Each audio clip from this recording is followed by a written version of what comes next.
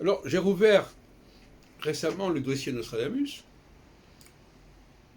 parce que souvent je me réveille avec des nouvelles idées, je me dis, ah oui, mais j'ai pas fait attention à tel et tel critère. Et donc le critère dont je voudrais vous parler aujourd'hui, c'est la question des quatrains. Et comme chaque personne qui connaît un petit peu le sujet le sait, il y a deux types de quatrains chez Nostradamus.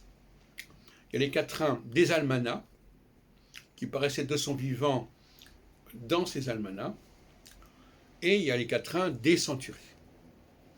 Les quatrains des centuries ne comportent que des quatrains, à part une préface, etc. Les quatrains des almanachs sont la conclusion d'un texte en prose.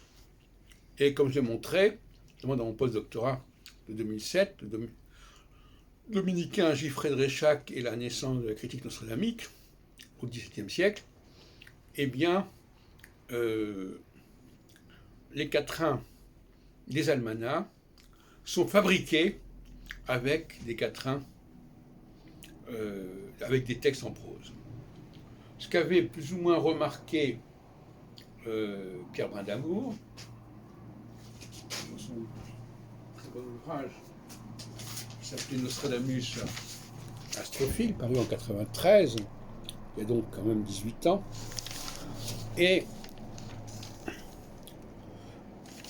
il faut aussi signaler l'ouvrage de Bernard Chevignard,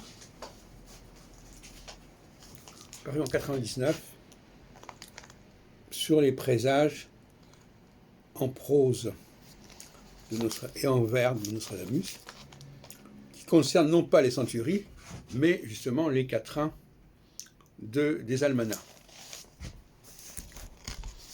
Alors, qu'est-ce qu'il faut dire sur ce sujet? Il faut dire sur ce sujet, il faut introduire la notion de source interne et de source externe.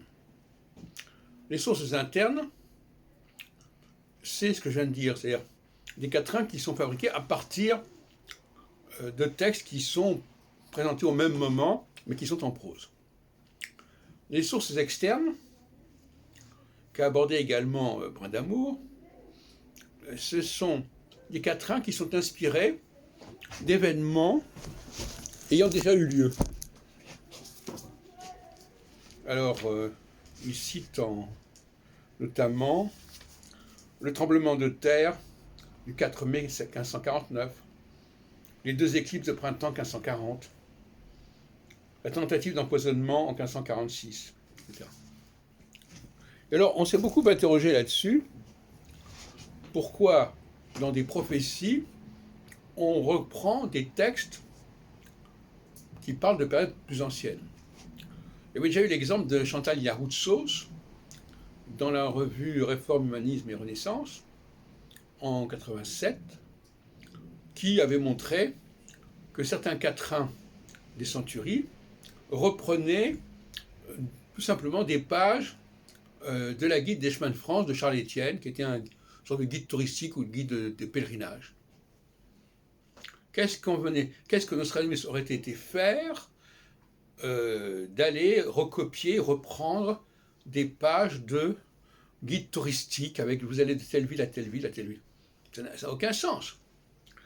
Et cependant, c'est en de ces quatrains qu'on trouve le nouveau Varenne, qui avait tellement coulé d'encre et qui avait inspiré Georges Dumézil. Donc, ça, ce sont ce qu'on appelle les sources externes. Alors, on peut dire que d'une manière générale, les sources internes correspondent à des publications authentiques de Nostradamus, qui dérivent des sources qui sont l'accompagnement versifié des présages en prose.